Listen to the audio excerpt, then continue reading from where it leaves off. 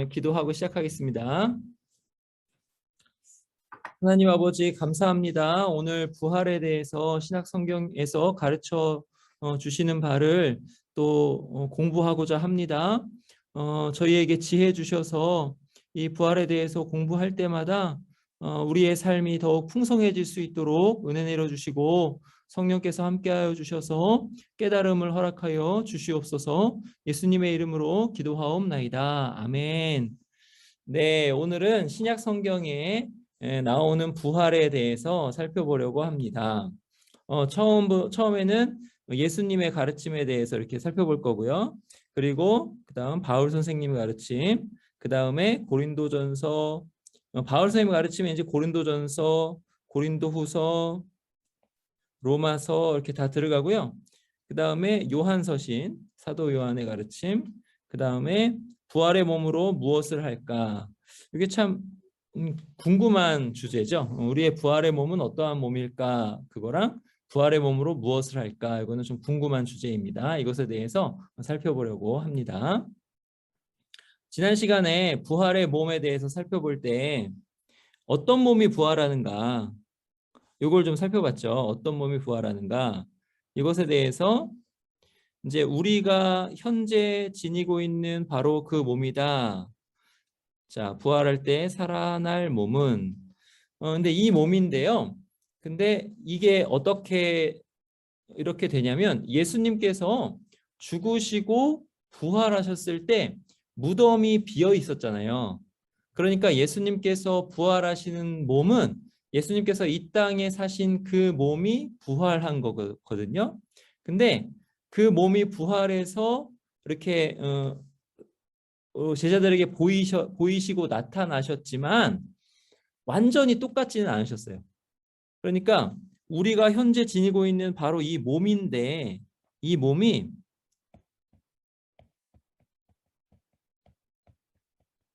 똑같은가 하면 똑같지 않다 이거예요. 똑같지 않다. 그러니까 이 몸이 이 몸으로 부활하지만 다르다 이거예요.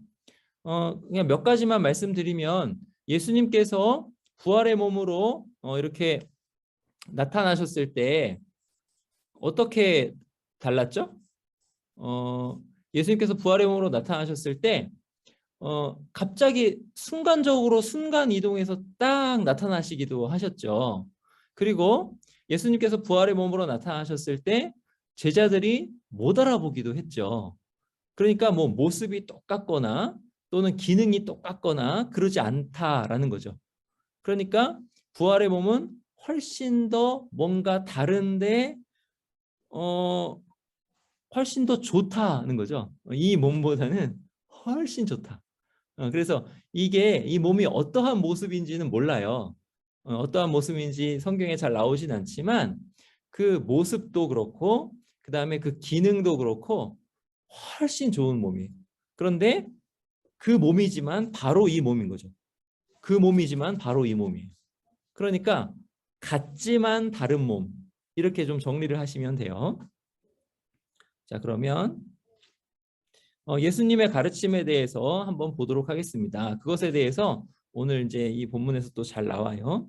예수님의 가르침에 대해서 살펴볼 때 이게 중점적으로 살펴봐야 될 건 뭐냐면 예수님께서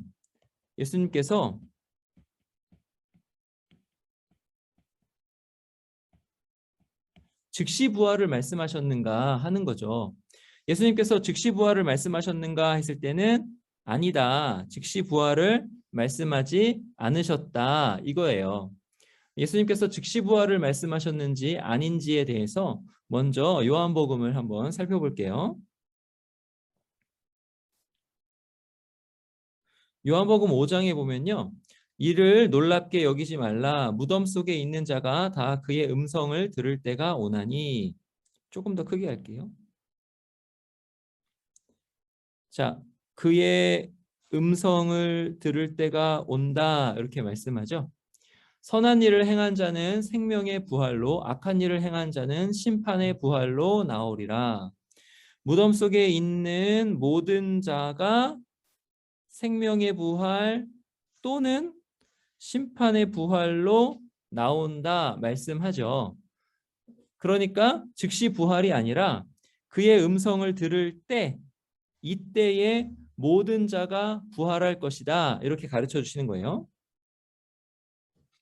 여기 이제 너희가 성경에서 영생을 얻는 줄 생각하고 성경을 연구하거니와 이 성경이 곧 내게 대하여 증언하는 것이니라. 근데 여기서 중요한 건 뭐냐면 특별히 부활과 연결해서 예수 그리스도에 대하여 증언하는 거죠.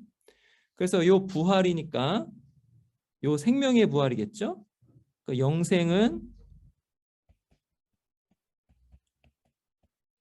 생명의 부활로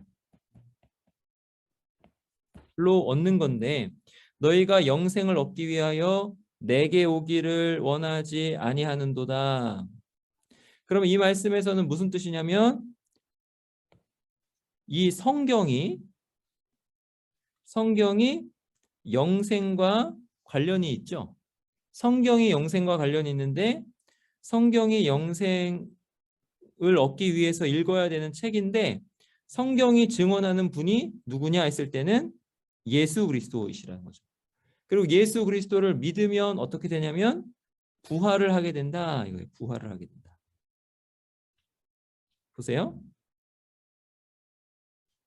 근데 예수 그리스도를 믿으니까 그의 음성을 들을 때가 오고 그때에 생명의 부활을 하게 된다. 이렇게 되는 거죠. 예수님께서 재림하실 때 예수님의 음성을 들은 자 이제 모든 사람이 다 그 음성을 듣고 부활할 건데 예수님과 연합된 자, 예수님을 믿는 자는 생명의 부활로 나오게 된다. 그리고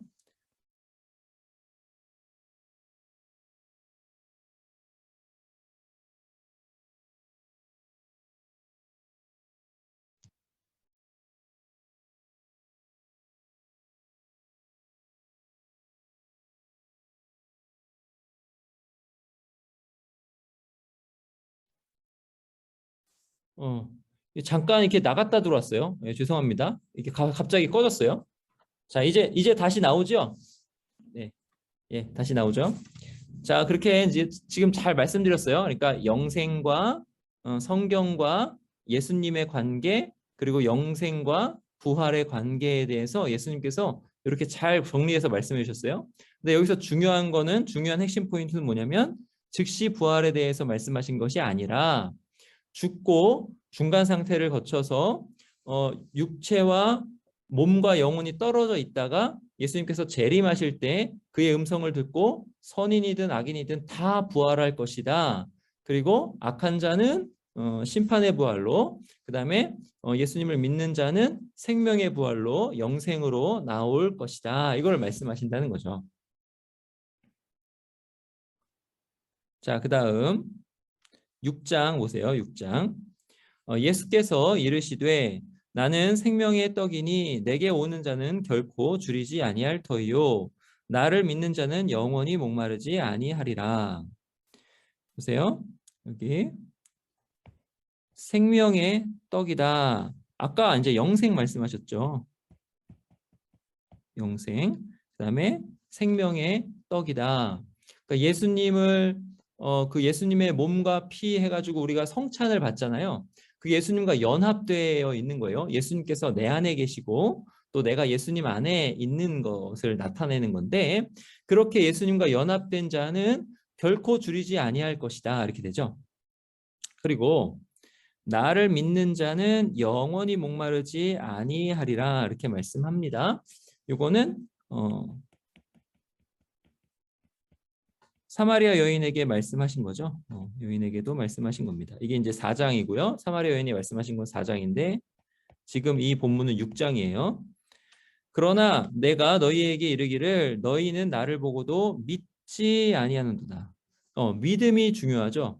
영생에 그다음에 영원히 목마르지 아니함에 중요한 것은 예수님을 믿는 거예요. 그런데 이제 영생과 그 영원히 목마르지 아니한 게 이제 어떻게 연결이 되는가 보세요.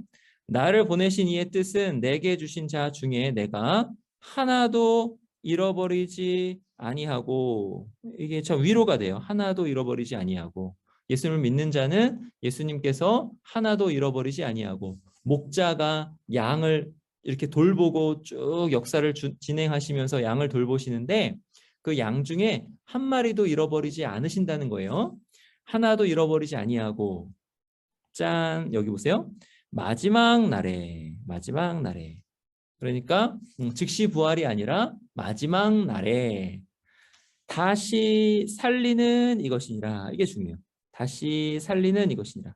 이게 하나님의 뜻입니다. 이게 하나님의 뜻이에요. 내 아버지의 뜻은 아들을 보고 믿는 자마다 영생을 얻는 이것이니라. 그럼 영생은 영원히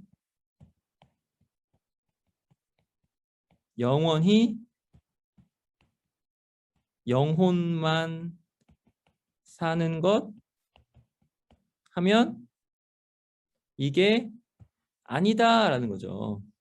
영생은 뭐냐? 영생은 영원히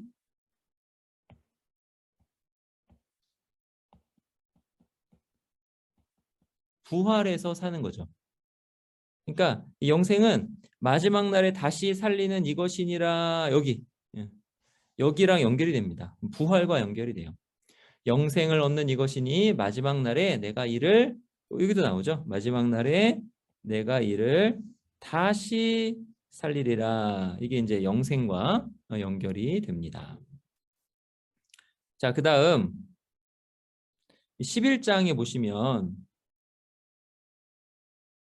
나사로가 죽었어요. 나사로가 죽었을 때 예수님께서 지체하시고 죽은 지 나흘째 되는 때 이렇게 그 지방에 도착하셨거든요. 그런데 도착하셔서 예수님이 하신 말씀이에요. 예수께서 이르시되 내 오라비가 다시 살아나리라. 마르다에게 말씀하신 거예요. 내 오라비가 다시 살아나리라. 나사로가 살아난다는 말씀이죠. 마르다가 이르되 마지막 날 부활 때에는 다시 살아날 줄을 내가 아나이다. 당시 사람들도 어떻게 생각했냐면 이 부활은 즉시 부활이 아니라 마지막 날 부활이다 이렇게 생각했어요. 근데 이것을 예수님이 반대하지 않으세요. 왜냐하면 예수님의 가르침도 이와 비슷하시거든요. 마지막 날 부활 때는 다시 살아난다라는 거죠. 믿는 자는. 예수님이 말씀하시죠. 예수께서 이르시되 나는 부활이요 생명이니 나를 믿는 자는 죽어도 살겠고 이게 뭐냐면은 예수님이 부활이고 생명이다라고 하시니까 여기 나를 믿는 자는 어떤 자냐면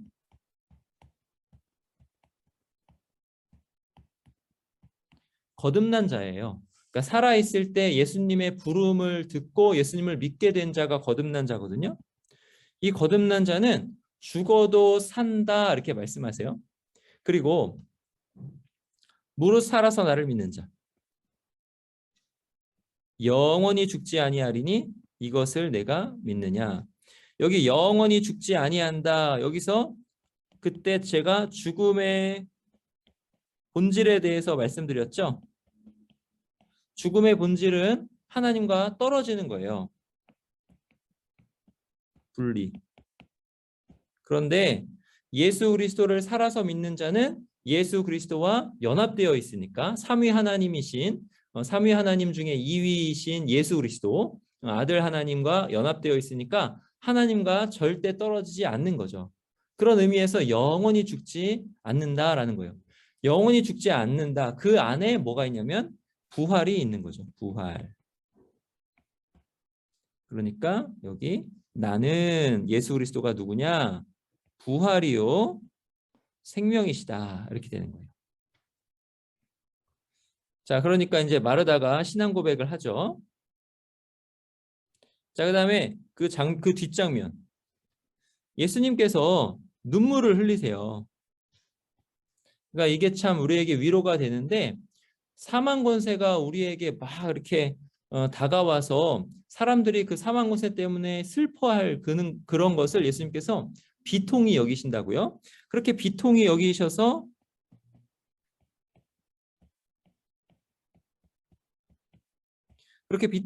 무엇을 하셨냐면 십자가를 지시고 부활하셨어요.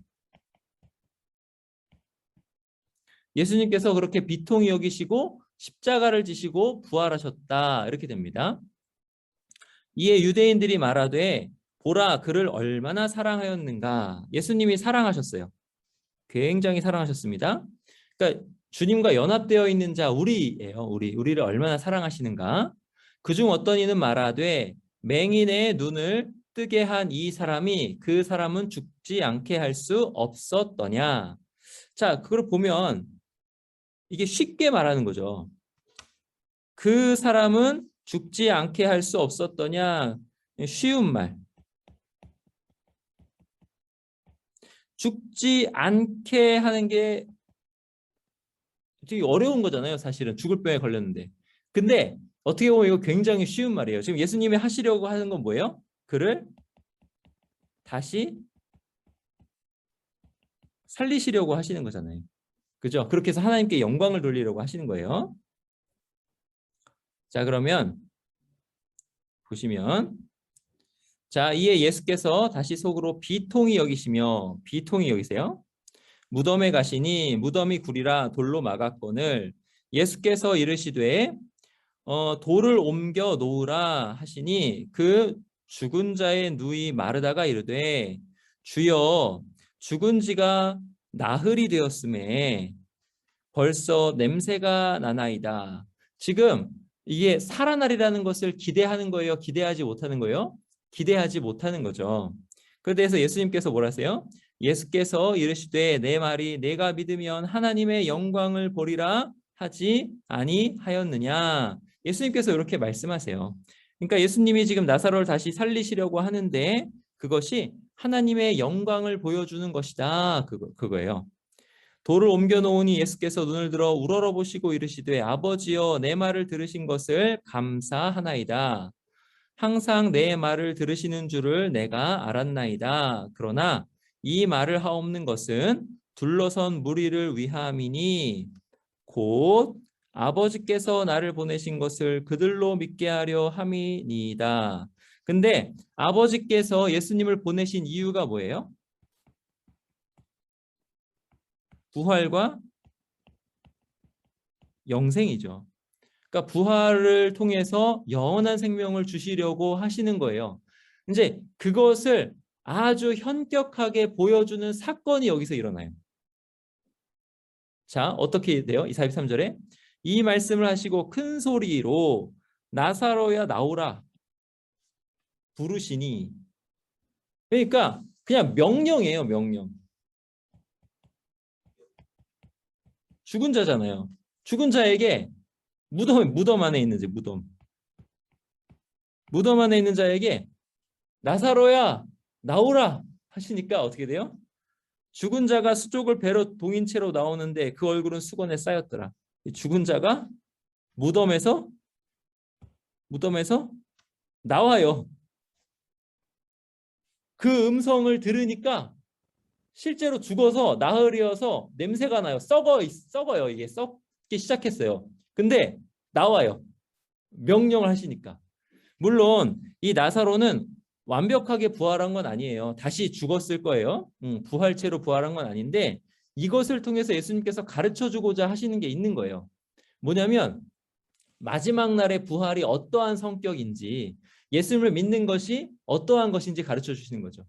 예수를 믿는 것은 뭐냐면 예수님이 사랑하시는 자 그리고 예수님과 연합된 자는 예수님이 누구야 나오라 하면 아무리 그 몸이 다 썩어 있어도 그 몸이 다 분해돼 가지고 흙으로 다 그냥 어디 있는지 모르게 그냥 천지사방 다 흩어져 있어도 그것이 뭐 분자로 또는 원자로 다 쪼개져 있어 가지고 어떻게 결합될 수 없어 보이는 그런 불가능한 그런 상황이라도 나오라 그러면은 무덤에서 나오는 거예요. 말씀 한마디에. 이것을 이제 예수님께서 가르쳐 주시는 거죠. 자, 생명의 부활과 심판의 부활 그리고 예수님께서 나사로를 살리신 것을 지금 가르쳐 주셨어요. 자, 그 다음에 예수님이 가르치신 것 중에 아주 중요한 게 뭐냐면 친히 부활하셨다라는 거예요. 친히 부활하셨다. 자, 그리고 여기서 또 가르침 중에 중요한 게 있어요. 요나가 밤낮 사흘 동안 큰 물고기 뱃속에 있었던 것 같이 인자도 밤낮 사흘 동안 땅 속에 있으리라. 예수님도 십자가에 달려 죽으심 가운데 있을 것이다. 이제 그렇게 말씀하세요. 자, 그런데 예수님의 죽으심, 요나가 물고기 뱃속에서 3일 동안 있었던 것, 그리고 예수 그리스도께서 십자가에 죽으시고 그다음에 장사 지낸 바 되셨다가 그 사흘 동안 이렇게 무덤에 있으심, 요거를 이제 연결했잖아요. 그리고 예수님께서 부활하셔요. 이렇게 부활하세요. 그런데 이걸 말씀하시면서 뭐라 하시냐면 심판 때에 니느웨 사람들이 일어나 이렇게 말씀하시는 거죠. 그러니까 심판 때에 니느웨 사람들은 그 옛날에 요나 때 니느웨 사람들이거든요. 그 요나 때 니느웨 사람들이 어떤 사람들이라고 나오냐면 여기 부활한 사람들이라고 나와요. 부활한 사람, 그러니까 믿는 사람들로 나오는 거죠. 이 믿는 사람들, 회개한 사람들로 나오는 거죠. 그러니까 회개해서 하나님을 믿은 사람들인데 이 사람들이 어떻게 돼요? 일어나요, 일어나. 부활의 의미가 여기 담겨져 있는 거잖아요. 이 세대 사람을 정죄하리니 이는 그들이 요나의 전도를 듣고 회개하였음이니와 요나보다 더 큰 이가 여기 있으며, 여기 일어나라는 말 집중해서 보시고, 그 다음 심판 때에 남방 여왕이 일어나 이 세대 사람을 정죄하리니 이는 그가 솔로몬의 지혜로운 말을 들으려고 땅끝에서 왔음 이거니와 솔로몬보다 더 큰 이가 여기 있느니라. 남방 여왕이 어느 때 사람이에요? 솔로몬 때 사람이잖아요. 근데 그가 일어나. 그러니까 솔로몬의 지혜를 듣고 하나님을 믿게 되었겠죠. 근데 그가 일어나 이 세대 사람을 정죄할 것이다. 이렇게 되는 거죠. 그러니까 예수님께서 부활을 전제로 이 말씀을 하셨다라는 거죠. 근데 거기에 뭐가 들어가요? 예수 그리스도의 십자가가 들어가는 거죠. 자, 그다음 이 마태복음 22장에 부활이 없다 하는 사두개인들이 예수님께 물은 장면이잖아요. 여기 물은 장면, 자식이 없어 죽으면 동생이 그 아내에게 장가들어 형을 위하여 상속자를 세울지니라. 요걸 가지고 칠형제가 있었는데 마지가 죽고 상속자가 없어가지고 그 아내를 그 동생에게 물려주고, 자 이렇게 해서 쭉 얘기해요. 어디까지 되냐면 둘째, 셋째, 일곱째까지 그렇게 돼요. 최후에는 그 여자도 죽었습니다. 이렇게 하면서 이들이 이 얘기를 하는 건 뭐냐면 이들은 부활이 없다라고 생각하기 때문이죠. 그러면서 그런즉 그들이 다 그를 취하였으니 부활 때에, 그러니까 요 부활 때도 이들은 잘 믿지 않아요. 근데 하여튼 부활 때에 부활이 없다라고 하면서 부활 때에 일곱 중에 누구의 아내가 되리까, 이거 논리적으로 안 맞지 않습니까? 그러니까 부활은 없는 게 아닙니까? 이렇게 하는 거예요, 지금 이 사람들이. 이에 대해서 예수님께서 뭐라 하세요? 예수께서 대답하여 이르시되 너희가 성경도, 자 성경에 부활이 확실히 나온다 이 말씀이죠. 이건 구약 성경이니까. 자 구약 성경에서 아브라함이 이야기한 것, 그 다음에 시편 16편에서 다윗이 이야기한 것을 말씀드려서 구약 성경에서도 부활이 나온다라고 말씀드렸죠. 예수님도 똑같아요. 성경도, 그러니까 성경에 부활이 나온다는 거예요. 그 다음에 하나님의 능력도 알지 못하는 거로, 하나님의 능력, 하나님은 그때 그 구약 성경에서 배웠죠. 하나님은 죽이기도 하시고 살리기도 하시고 스올에 내리기도 하시고 거기서 건져 올리기도 하시는 하나님의 능력, 구약 성경에 나오잖아요. 알지 못하는 거로 오해하였도다 라고 말씀하세요. 그러니까 부활은 있다라는 거죠. 그러면서 부활 때에는 장가도 아니 가고 시집도 아니 가고 하늘에 있는 천사들과 같으니라. 자, 이 천사들과 같으니라가 무슨 뜻일까요? 잠깐 여기 볼까요? 자, 천사들은 뭐냐면 생식함이 없이 하나님의 뜻을 수행하는 존재예요.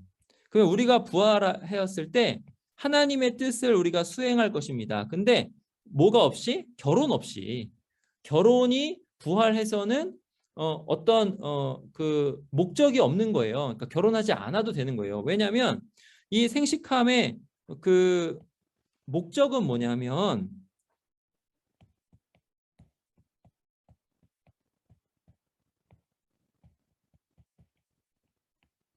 경건한 자손이 목적이에요. 생식의 목적은 경건한 자손이에요. 그러므로 이 생식의 목적이 경건한 자손이므로 이 말은 뭐냐면 그 말씀을 드렸는지 모르겠는데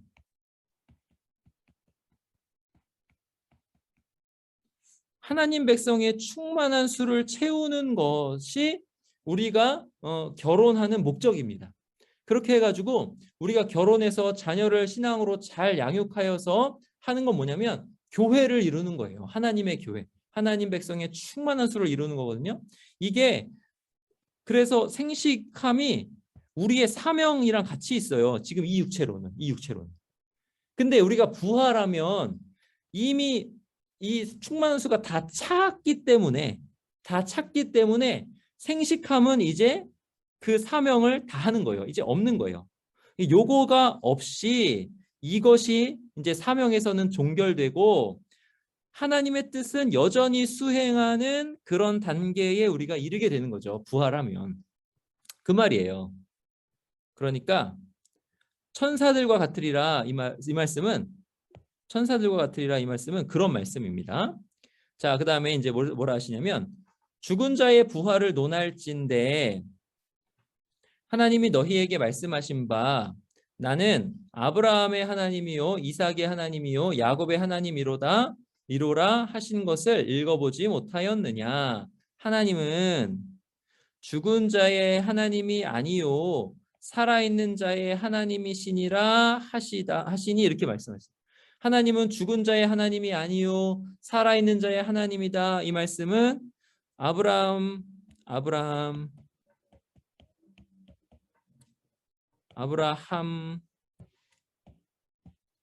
이삭, 야곱 다 하나님 안에서 살아 있다. 이 말씀이죠. 살아 있다. 살아 있고 그리고 하나님께서 부활하게 하실 것이다. 부활까지 함의되어 있는 거죠. 이렇게 함의되어 있습니다. 그럼 이것이 요 논리적 귀결로 무리가 어떻게 하냐면 무리가 듣고 그의 가르치심을 놀랍니다. 자, 이제 예수님의 부활의 가르침이에요. 그러니까 즉시 부활 개념은 예수님의 가르침에 없고 예수님이 부활을 이렇게 논증을 잘 하셨다라는 거죠. 자, 그러면 바울 선생님의 가르침 볼게요. 여기도 보시면 마지막 날 부활 때 이렇게 말씀함으로써 부활이 내가 죽으면 즉시 부활하는 게 아니다. 마지막 날 부활 때에 부활하는 것이다 라고 가르쳐 주시거든요. 자, 보세요. 데살로니가전서 4장에 보면 자, 지금 데살로니가 사람들이 죽은 자를 생각하면서 굉장히 슬퍼해요. 그러니까 그것에 대해서 바울이 이렇게 가르쳐 주는 거예요. 형제들아 자는 자들에 관하여는 너희가 알지 못함을 우리가 원하지 아니하노니 그러니까는 알아라 그 소리죠. 자는 자들에 관하여 좀 알아라. 이는 소망 없는 다른 이와 같이 슬퍼하지 않게 하려 함이라. 그러니까 소망 없지 않다. 소망이 있다. 이런 거예요. 그러니까 자는 자들은 소망이 있다. 그러니까 소망 없이 슬퍼하지 않게 하려고 지금 가르쳐 준다. 이 뜻이죠. 14절. 우리가 예수께서 죽으셨다가 다시 살아나심을 믿을진대. 자, 요거는 보세요. 예수님의 부활을 믿을진대. 예수님의 부활을 믿을진대. 이와 같이 예수님의 부활같이 예수 안에서 자는 자들도 아까 연합 말씀드렸죠. 예수님과 연합. 예수 안에서 자는 자들 누구예요? 예수님을 믿고 죽은 자들이죠. 자들도 하나님이 그와 함께 데리고 오시리라. 그들이 지금 살아있다라는 소리죠. 우리가 주의 말씀으로 너희에게 이것을 말하노니 주께서 강림하실 때까지 우리 살아남아 있는 자도 자는 자보다 결코 앞서지 못하리라. 자는 자가 뭔가 앞서 있어요. 뭐가 앞서 있을까요? 볼까요? 자, 여기 보시면 주께서 호령과 천사장의 소리와 하나님의 나팔 소리로 친히 하늘로부터 강림하시리니, 재림 말씀하시는 거예요. 재림. 그리스도 안에서 죽은 자들. 자, 앞서지 못한다 그랬죠? 그러니까 그리스도 안에서 죽은 자들이 먼저 일어나고, 앞서지 못하는 게 뭐예요? 이들이 먼저 일어난다는 거예요. 이들이 먼저 일어난다. 먼저 일어나고. 그러니까 부활에 있어서는 그리스도 안에서 먼저 죽은 자들이 먼저 일어난다, 이렇게 되는 거예요. 그다음에 그 후에예요. 그 후에. 그 후에 우리 살아있는 남은 자들도 그들과 함께 구름 속으로 끌어올려, 자, 공중에서 주를 영접하게 하시리니, 그리하여 우리가 항상 주와 함께 있으리라. 부활 후에 항상 주와 함께 있다, 이렇게 말씀하는 거예요. 자, 그러므로 그 결론이 뭐예요? 그러므로 결론은 이러한 말로 서로 위로하라. 주 안에서 지금 죽어 있는 사람들, 그리고 주 안에서 죽은 사람들, 먼저 죽었으니 이거 어떡하냐, 소망이 없지 않냐, 이렇게 생각하지 말고 위로하라는 거죠. 그들이 먼저 일어날 거다. 그리스도께서 강림하실 때, 그거예요. 자, 그 다음에 고린도전서 15장입니다. 이제 여기서 이 15장을 좀 오래 살펴봐야 돼요. 고린도전서 15장 보시면 고린도전서 15장이 이렇게 시작해요. 아주 중요합니다. 내가 받은 것을 먼저 너희에게 전하였노니 이는 성경대로 그리스도께서 우리 죄를 위하여 죽으시고, 자, 성경대로 죽으셨다. 그러면 구약에 나타나 있다는 거죠. 예수 그리스도께서 죽으실 것이. 성경대로 죽으셨다. 그 다음에 장사 지낸 바 되셨다가 성경대로 사흘 만에 다시 살아나사. 이 성경은 구약 성경이라고 말씀드렸어요. 성경대로 사흘 만에 다시 살아나사. 그러니까 구약 성경에 예수님께서 다시 살아나실 것도 기록되어 있는 거예요. 그러니까 예수님이 이렇게 다 성경대로 하셨다라는 거죠. 그러니까 성경에서 영생을 얻을 줄로 알고, 앞에 살펴보았죠. 성경에서 영생을 얻을 줄로 알고 이 성경을 상고하거니와 이 성경이 곧 내게 대하여, 예수님에 대하여 기록된 것이다 라고. 영생을 얻는 것, 성경대로. 근데 예수님께서 아주 주로 하신 일, 예수님이 하신 일의 핵심이 뭐냐면 성경대로 죽으시고 성경대로 사흘 만에 다시 살아나셨다, 부활하셨다는 거예요. 영생과 연결이 되는 거예요. 다시 살아나사. 자, 그 다음 게바에게 보이시고 후에 12 제자에게와, 여기서부터는 이제 보이시고가 중요해요. 다 보이셨어요. 그 후에 500여 형제에게 일시에 보이셨나니 그 중에 지금까지 대다수는 살아있고 어떤 사람은 잠들었으며, 이해하시죠 다? 그 후에 야고보에게 보이셨으며 그 후에 모든 사도에게와 맨 나중에 만삭되지 못하여 난자 같은, 자기를 낮추는 거예요. 난자 같은, 아주 난 좀 덜 떨어진 사람 같은 사람이야. 이게 왜 이렇게 얘기하냐면 사도 바울이 교회를 박해했잖아요. 그러니까 하여튼 이렇게 자기를 낮추는 거예요. 그럼 난자 같은 내게도, 사도 바울에게도 보이셨느니라. 자, 12절. 그리스도께서 죽은 자 가운데서 다시 살아나셨다 전파되었거늘. 자, 죽은 자 가운데서 다시 살아나셨다. 이거는 그냥 비밀이 아니에요. 비밀이 아니라고요. 이거는 역사 가운데 확실한 거예요. 확실. 어떻게 확실해요? 보이시고 500여 명에게 보이시고 사도 바울에게 보이시고, 그 역사 가운데 현저하게 나타난 겁니다. 그러니까 이거는 죽은 자 가운데 살아나셨다는 거는 정말 확실한 거예요. 전파되었거늘 너희 중에서 어떤 사람들은 어찌하여 죽은 자 가운데서 부활이 없다 하느냐. 그때부터 이미 부활이 없다라고 하는 사람들이 있었어요. 이러한 이단이 있었어요. 근데 부활은 있다라는 거예요. 있다. 만일 죽은 자의 부활이 없으면 너의 논리대로 죽은 자의 부활이 없다고 생각해 보자. 그러면 그리스도의 부활이 어떻게 된 건데? 그 부활이 있지 않냐, 이런 논리예요. 그리스도께서 부활하셨으니까 우리가 증인이 아니냐, 이거예요.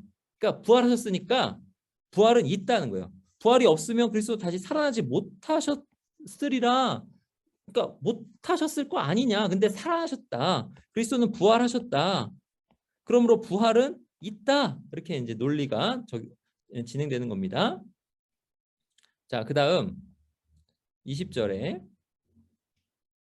그러나 이제 그리스도께서 죽은 자 가운데서 다시 살아나사 잠자는 자들의, 그러니까는 죽은 자들, 죽어 있는 자들, 잠자는 자들의 첫 열매가 되셨도다. 이렇게 말씀하세요.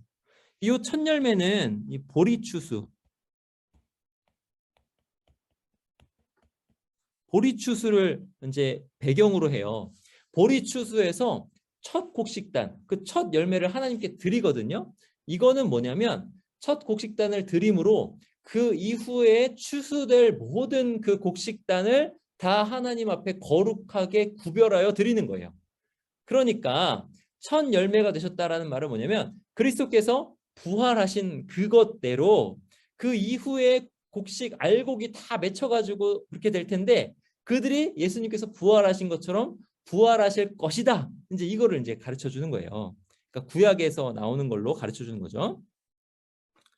사망이 한 사람으로 말미암았으니 죽은 자의 부활도, 자, 여기 사망이 한 사람으로 말미암았다는 거는 아담 얘기하는 거죠. 죽은 자의 부활도 한 사람으로 말미암는도다. 예수님이죠. 아담 안에서 모든 사람이 죽은 것 같이 그리스도 안에서 모든 사람이 삶을 얻으리라. 그러나 각각 자기 차례대로, 자, 아까 말씀드렸죠? 자기 차례대로 되리니, 자, 먼저는 가장 처음 부활하신 분은 누구예요? 첫 열매인 그리스도요.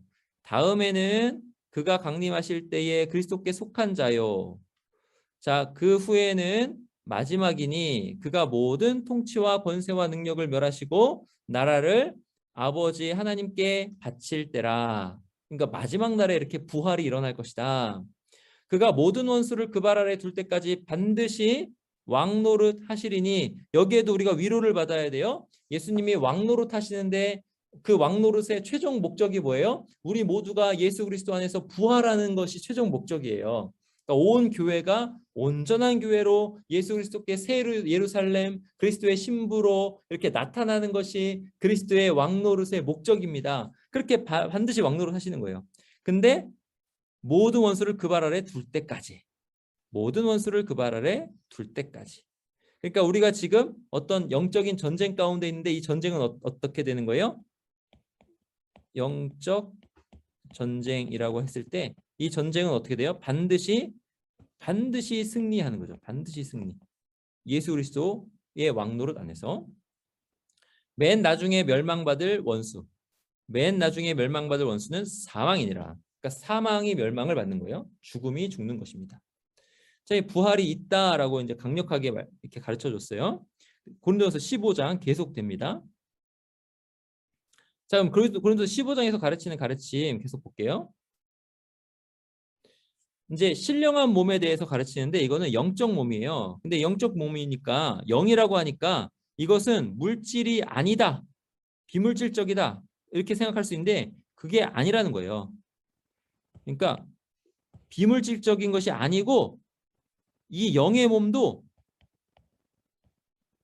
물질적이다. 그러니까는 이렇게 만질 수 있는 어떤 그런 거라는 거죠.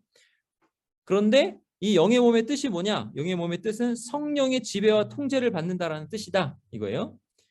말씀 볼게요. 죽은 자의 부활도 그와 같으니 썩을 것으로 심고 썩지 아니할 것으로 다시 살아나며. 자, 서두에 보세요. 이 몸이 다시 살아나는 거예요. 이 몸이. 근데 이 몸이 다시 살아나는데 같은 점이 있고 완전히 다른 점이 있다고 그랬잖아요. 자, 같은 점이 있고 다른 점이 있는데 지금 여기서는 다른 점이 나오는 거예요. 보세요. 썩을 것으로 심고. 그러니까 이 몸은 썩을 것. 근데 부활의 몸은 썩지 아니할 것. 그러니까 이 몸에 이렇게 막 주름이 생기고 그다음에 이 몸이 약해지고 병 걸리고 후퇴하는 거잖아요. 몸이 점점 그러니까 썩어가는 거죠. 그러니까 늙어서 죽어가는 거죠. 근데 이 몸이 아니라 이제는 그런 늙음이 없는, 질병이 없는, 전혀 후퇴함이 없는 몸으로 살아난다 이거예요. 자, 그다음에 욕된 것으로 심고 영광스러운 것으로 다시 살아나며. 자, 이 몸은 어떻게 보면은 이 수치스러운 몸이니까 가리잖아요. 이렇게 가리잖아요. 그런데 부활의 몸에도 우리가 옷을 입을 거긴 하지만 영광스러운 것으로 다시 영광스러운 몸으로 그 몸 자체가 얼마나 영광스러운지 하나님을 충만히 드러내는 몸으로 다시 살아난다라는 거예요. 그다음에 이 몸은 약한 것으로 심고 강한 것으로 다시 살아나며. 자, 이 몸은 약한 거예요. 이게 얼마나 약한지 이렇게 지나다니다가 이렇게 책상 모서리 같은 데 이렇게 툭 부딪히면 어때요? 얼마나 아파요. 무릎 같은 데 저 많이 부딪히는데 무릎이 시퍼렇게 멍이 들잖아요. 굉장히 아파요. 교회 의자에 많이 부딪힌 것 같아요. 교회 의자에. 딱 일어날 때 부딪히고 그럼 그 예배 시간에 그 윽소리도 못하고 이렇게 너무 아파가지고 이럴 때 있는데 몸이 얼마나 약한지 몰라요. 이 몸이. 그 교통사고 같은 거 나면은 이렇게 몸이 산산조각 이렇게 부서지기도 하고 얼마나 이렇게 금방 죽기도 하고 그러잖아요. 얼마나 약해요. 근데 부활의 몸은 강해요. 여러분 그 슈퍼맨 영화 같은 거 보면 슈퍼맨 영화 같은 데서 막 기차 같은 거를 막 몸으로 막고 그러잖아요. 이렇게 날아다니기도 하고 그러잖아요. 그런 몸으로 살아내. 그런 몸으로. 이게 얼마나 이게 그렇게 상상을 좀 해보세요. 그러면 얼마나 이렇게 신나는지 몰라요. 그런 몸을 생각해 보시면. 그 다음에 육의 몸으로 심고 여기서 이제 이게 하이라이트예요. 육의 몸으로 심고 신령한 몸으로 다시 살아나느니 이 신령한 몸 육의 몸이 있은즉 또 영의 몸도 있느니라. 신령한 몸은 영의 몸입니다. 영의 몸. 자, 기록된 바 첫사람 아담은 생령이 되었다 함과 같이 요 생령이라는 말은 짐승에게도 쓰이는 거예요. 어떤 살아있는 존재예요. 그런데 마지막 아담은 살려주는 영이에요. 살려주는 영. 완전히 차원이 다른 살려주는 영이 되었나니 이렇게 됩니다. 그러니까 여기서 이 영의 몸은 어떤 몸이냐? 성령님의 지배를 충만히 받는 몸이 이 영의 몸이다라는 거예요. 성령님의 지배를 충만히 받는 몸. 그러니까 우리가 지금은 내 마음대로 이렇게 하면서 내 마음대로 하는 것이 죄가 될 때가 많아서 하나님 앞에 아유 참 이렇게 죄송합니다 이렇게 하면서 주님 저를 불쌍히 여겨 주옵소서 하면서 살잖아요. 근데 이 영의 몸은 어떤 몸이냐면 내가 원하는 모든 것이 다 성령 충만함으로 원하는 것인 거예요. 그러니까 성령님의 지배가 충만해가지고 성령께서 원하시는 것이 내가 원하는 것이요. 내가 원하는 것이 성령님이 원하시는 것인 성령님께서 내 안에서 충만하셔서 내가 무엇을 원해서 무엇을 해도 다 하나님께 영광이 되는 그러한 몸이라는 거죠. 근데 그러한 몸이 어떤 몸이냐? 살려주는 몸이다. 예수님께서 살려주는 영이신 것처럼 우리도 부활해서 뭘 하냐면 살려주는 일을 한다라는 거예요. 요거는 뒤에 또 아주 잘 제가 해놨으니까 뒤에 또 설명할게요. 후쿠마라는 신학자가 이렇게 얘기해요. 만약 부활한 몸이 비물질적이거나 비육체적 몸이었다면 마귀가 이긴 거다. 이 쭉 논리를 한번 따라가 보세요. 하나님께서 물질을 창조하셨잖아요. 근데 마귀가 이 물질 자체를 타락시켜 버렸어요. 하나님께 대적을 시켜버렸다고요. 왜냐하면 이 물질을 타락시켰다는 말은 뭐냐면 이 물질 세계를 다스리라고 물질을 주신 물질의 목적인 사람이 하나님을 대적해서 타락해버렸잖아요. 사람이 하나님을 대적해서 타락해버렸어요. 그래서 이 물질이 다 허무한 데 굴복해요. 썩음의 종노릇해요. 지금 이렇게 돼버렸어요. 사탄 때문에. 근데 이렇게 돼서 하나님이 이 물질을 그러면 이 물질을 다 이렇게 없애버렸다. 하나님께서. 그러면 그게 바로 마귀가 대승을 한 거다. 이 소리예요. 그게 아니라는 거죠. 그러니까 부활한 몸은 물질적이다라는 거. 비물질적이 아니다라는 거예요. 그래서 이 논리에서 뭐냐면 물질은 악하지 않다. 물질은 하나님의 선한 피조물의 한 부분이다. 그러니까 하나님께서 보이는 세계와 보이지 않는 세계를 같이 지으셨잖아요. 그런데 보이는 세계, 선한 피조물의 한 부분이죠. 이게 물질이죠. 하나님께서 구속하시는 그 목표는 육체적 몸의 부활, 구속받은 백성이 영광스러운 몸을 갖고 살면서 영원히 하나님을 섬길 수 있는 새 땅의 창조에 있다. 그러니까 물질이 새롭게 되어서 하나님께 합당한 선한 것이 되는 것이 하나님의 목적이니 부활은 이렇게 물질적이다는 거죠. 만질 수 있고 이렇게 먹을 수 있고 이 부활의 몸이 그렇다는 물질적인 몸이다. 그러니까 영만 이렇게 왔다 갔다 하는 게 아니라 실제로 이 몸이 그렇게 되는 거예요. 그러니까 영의 몸이라고 하는 것은 비물질적인 몸이 아니라 물질적인 몸인데 다만 성령의 지배를 충만히 받는 몸이다. 그래서 영적 몸이다, 신령한 몸이다 이렇게 되는 거예요. 그러니까 이거를 잘 정립하셔야 돼요. 자, 우주는 멸망하지만 새롭게 된다. 결국 하나님이 승리를 거두신다. 그러니까 이 물질 세계가 이렇게 된다라는 거죠. 자, 그다음에 우리가 이제 새롭게 돼서 어떻게 되냐면 영적 세계를 다스리는 물질적 존재가 돼요. 야, 이게 우리가 얼마나 이게 지금도 우리는 영적 세계를 다스릴 수 있거든요. 지금도 영적 세계에 대해서 영향을 미칠 수 있어요. 그 말은 뭐냐면 우리가 부활하면은 더 얼마나 영적 세계에 영향을 미치겠는가라는 거죠. 자, 그러니까 이게 뭐냐면 그 지금 영적 세계에서 저 위에 악한 영들이 이 세상에 영향을 미치고 있는 게 있어요.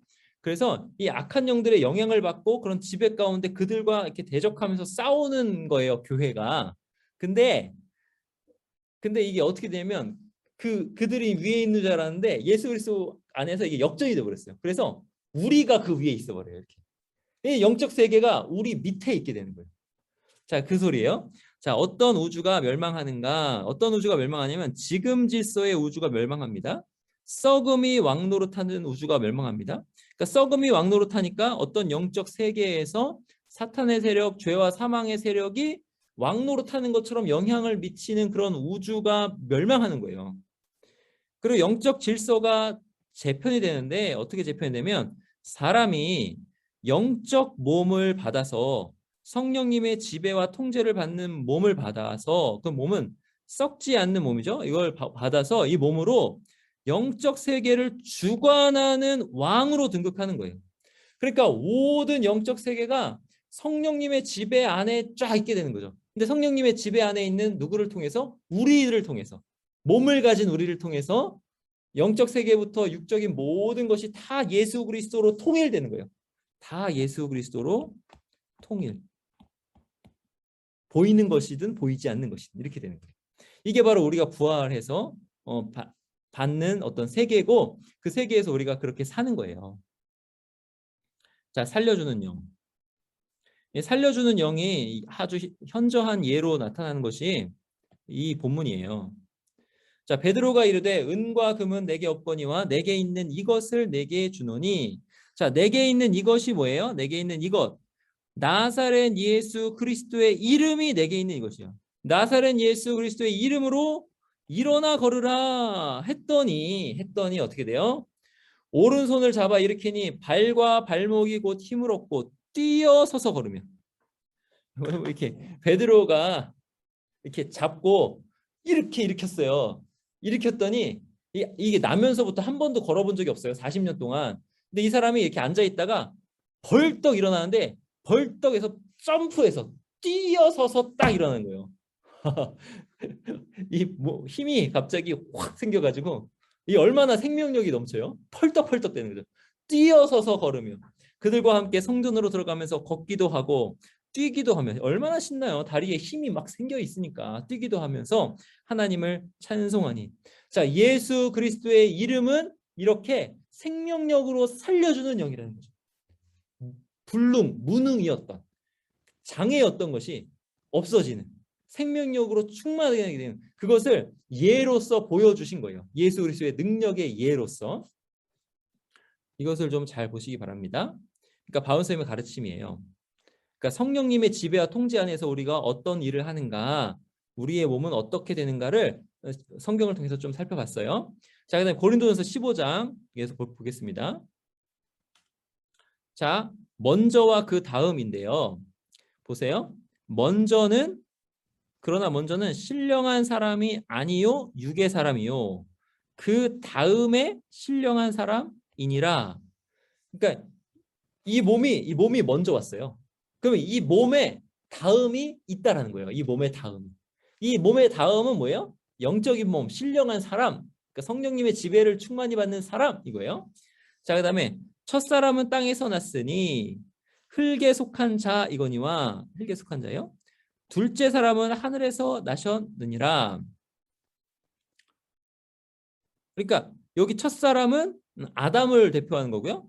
둘째 사람은 예수 그리스도를 대표하는 거예요. 그래서 예수 그리스도 안에서 하늘에서 나셨느니라가 예수 그리스도 하늘에서 나셨잖아요. 그러면 이제 요한복음에서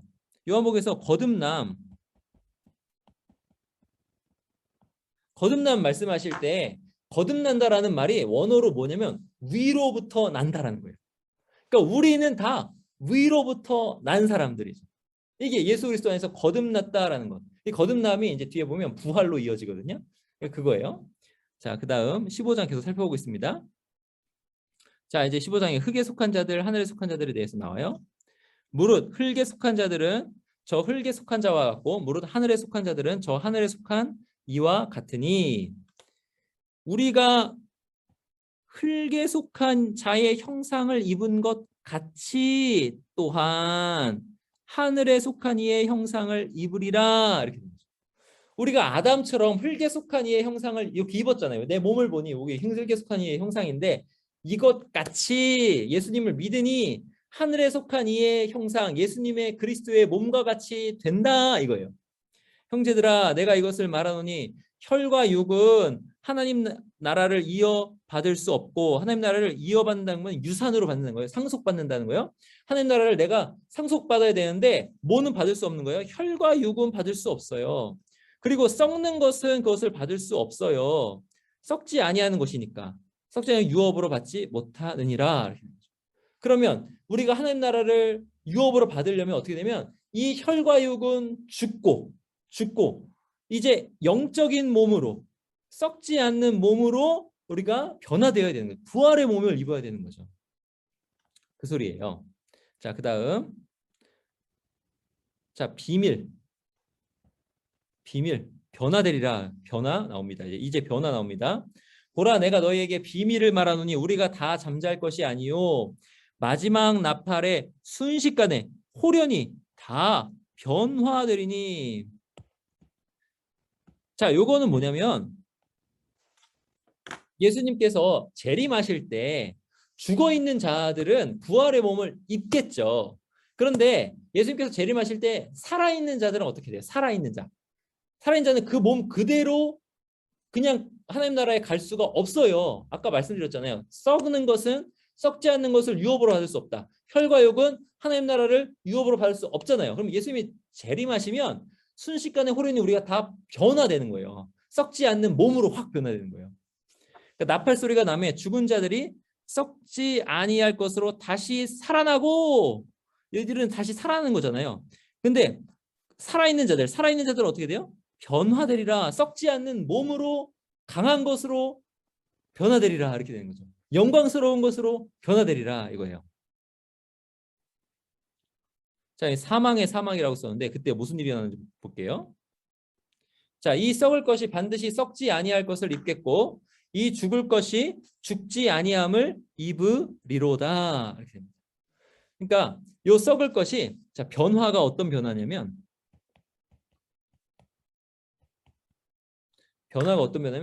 이 썩을 것이 썩지 아니할 그 몸이 요 썩을 것을 확 덮어버리는 거예요. 그러니까 이 죽을 것이 죽지 아니하는 그 몸이 와가지고 이것을 확 덮어버리는 거예요. 그러니까 이게 부활의 몸을 입는 거예요. 이렇게. 그래서 이 썩을 것이 썩지 아니함을 입고 이 죽을 것이 죽지 아니함을 입을 때에는 사망을 자 여러분 요 몸에서는 사망이 지금 왕노릇하잖아요. 사망이 죽어가잖아요. 이 사망을 생명이 와가지고 확 삼켜버리는 거예요. 생명이 와가지고 이 부활의 몸이 이렇게 와가지고 확 삼켜버려. 그렇게 변화되는 거예요. 삼킬이라고 이길이라고 기록된 말씀이 이루어지리라. 이사야 말씀인데 이 말씀이 이루어지리라 이렇게 됩니다. 그러니까 이게 부활의 몸이 어떤 식으로 우리에게 덧입혀지는가라는 거죠. 근데 그 본질은 뭐예요? 이 몸이에요. 이 몸. 이 몸이 마치 씨가 땅에 심기는 것처럼 심겨지고 이 몸이 이렇게 변화되는 거죠. 이렇게 벼 나달이 심겨지면 벼로 변화되잖아요. 근데 그런 것처럼 그렇게 영적인 몸으로 확 변화되는 거예요. 자, 바울 선생님의 가르침 고린도후서 5장도 보겠습니다. 땅에 있는 장막집, 하늘에 있는 영원한 집 이렇게 대조해서 만일 땅에 있는 우리의 장막집이 무너지면 하나님께서 지으신 집, 곧 손으로 지은 것이 아니요. 이거는 구약 성경에서 성전을 가리킬 때 항상 말씀하는 거예요. 하늘에 있는 영원한 집이 우리에게 있는 줄 아느니라. 참으로 우리가 여기 있어 탄식하여 하늘로부터 오는 우리 처소로 덧입기를 간절히 사모하노라. 자, 이 장막집이 죽어지면 이게 무너지면 죽어지면 이 장막집이 몸이에요. 죽어지면 하늘로부터 오는 영원한 집 부활의 몸이 와서 우리에게 입혀진다라는 거죠. 덧입혀진다. 자, 이렇게 입으면 우리가 벗은 자들로 발견되지 않으려 함이라. 자, 벗은 자들 그때도 말씀드렸어요. 이 몸에서 우리가 죽어서 우리 영혼만 있는 상태는 어떻게 보면 벗은 상태고 어떻게 보면 정상은 아닌 상태예요. 사람은 몸과 영이 같이 있어야 되는 게 정상 상태예요. 그러니까 비정상인 상태잖아요. 그러니까 벗은 자들로 발견하지 않으려 함이라 하고요. 자, 보세요. 여기서 입고 벗으면 도덕성이나 의의 대조가 아니에요. 그러니까 내가 도덕적으로 충만하면은 입은 상태고 의로우면 입은 상태고 그렇지 못하면 도덕적이지 못하고 의롭지 못하면 벗은 상태 이게 아니에요.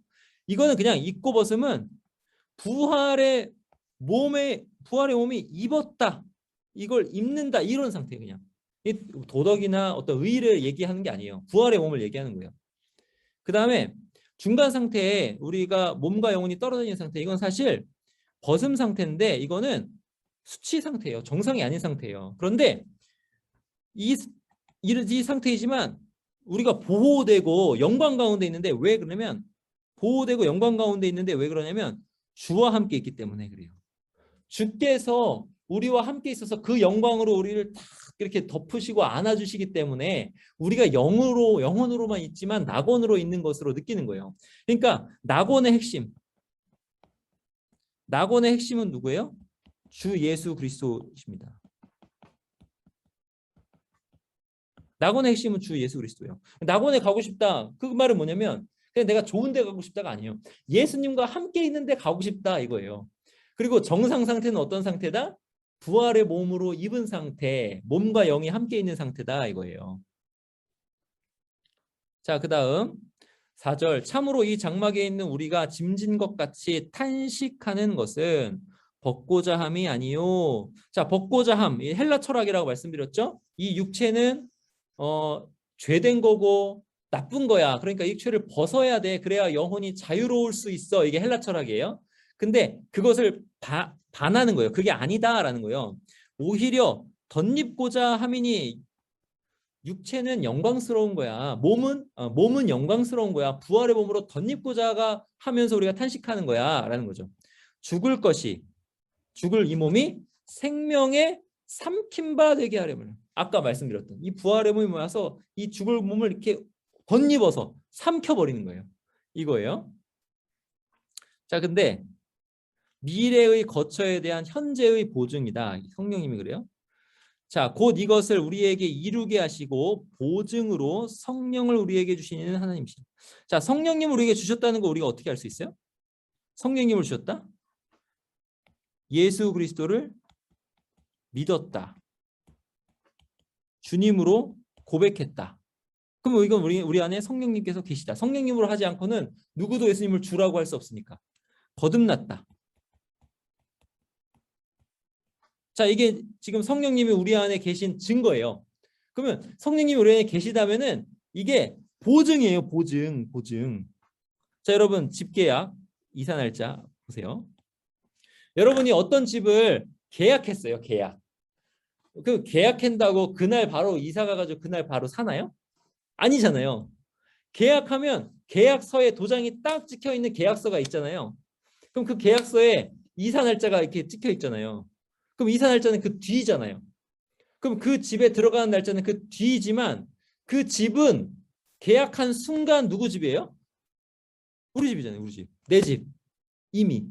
자, 똑같아요. 성령께서 우리에게 온 순간 부활의 몸은 내 거예요. 내 거. 이미 내 거예요.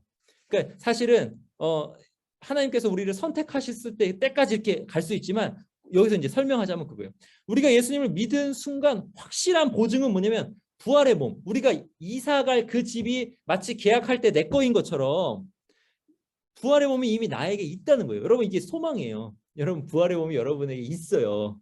있어요. 확실히 있어요. 믿으시기 바랍니다. 네, 집계약과 이사 날짜 생각해 보세요. 자, 그러므로 우리가 담대하여 몸으로 있을 때에는 주와 따로 있는 줄 아노니 이제 이건 그때 말씀드렸어요. 이는 우리가 믿음으로 행하고 보는 것으로 행하지 아니함이로라. 여러분 우리가 이게 집계약을 다시 가져와서 설명하면 우리가 굉장히 막 너무 잘 돼가지고 저기 저 이렇게 막 쪽방촌 같은데 살다가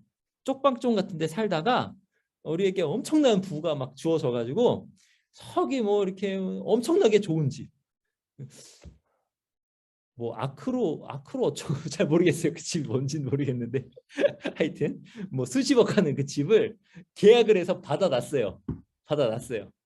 그럼 그 사람은 쪽방촌 사람처럼 행동할까요? 아니면 그 집을 소유한 사람처럼 행동할까요? 난닝구로 입고 허름하게 다녀도 쪽방촌 사람처럼 행동하지 않겠죠. 그 집 내 건데 이제 나는 엄청나게 부자인데. 여러분 중국 가면요. 그 중국 사람들이 막 엄청 그 더러운 메리아스 같은 거 입고 쓰레빠칙 끌고 다니면서 이렇게 다니거든요. 아우 무슨 거지같이 다녀요. 그런데 딱 벤츠에 딱 타요. 중국 벤츠 딱 타고 가고 하거든요. 그런 거예요. 그러니까 믿음으로 행하고 이거 뭐냐면 우리가 비록 이 땅에서는 죄 때문에 덕지덕지 이렇게 이렇게 있잖아요. 막 그런 것 있는데 그런 식으로 살지 말고 고상하게. 어떻게 고상하게? 부활의 몸을 가진 자로 그 믿음으로 사는 거예요. 이게 바로 믿음으로 행하고요. 그러니까 보는 것으로 행하지 않고 부활의 몸이 있는 것으로 행하는 거예요. 이게 믿음으로 행하고. 예. 그러니까 주님과 함께 있는 거예요. 자, 그다음에 몸으로 있는 것의 의미. 우리가 담대하여 원하는 바는 차라리 몸을 떠나 주와 함께 있는 그것이라. 그러니까 빨리 거기 들어가고 싶죠. 그 좋은 집에 빨리 들어가고 싶잖아요. 그러니까 몸을 떠나 주와 함께 있는 그것이다. 이건 이제 낙원을 이야기하는 건데 주와 함께 있는 것도 좋은 거니까.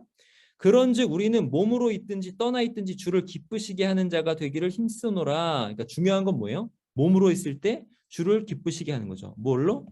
믿음으로. 이는 우리가 다 반드시 그리스도의 심판대 앞에 나타나게 되어 각각 선악간에 그 몸으로 행한 것을 따라 받으려 함이라. 그러면 우리가 믿음으로 행하면 부활의 몸이 우리에게 있을 것으로 행하면 우리가 가지고 있는 이 생명력을 다른 사람에게 나눠주어서 그 사람이 생명력이 넘치게 하겠죠. 그 일을 열심히 할 겁니다. 그 뒤에도 나와요. 섬길 겁니다. 이게 바로 그거예요. 그러니까 그 몸으로 행한 것을 따라 받으려 함이라.